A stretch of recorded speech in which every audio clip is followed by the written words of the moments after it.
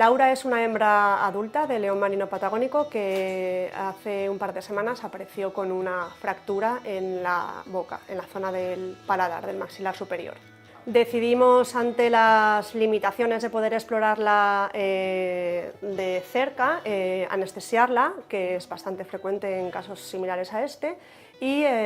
acercarla a la clínica del Oceanographic para realizarle una serie de pruebas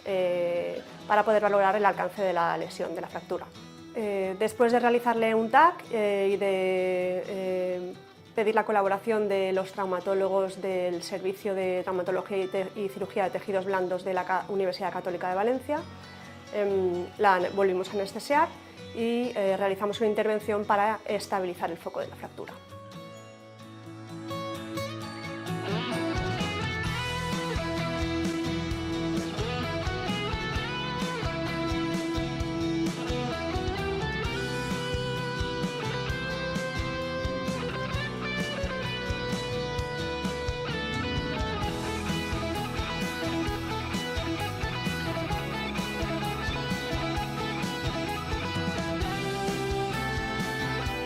Ahora mismo el animal se encuentra prácticamente restablecido, está en instalación con el resto de los leones marinos,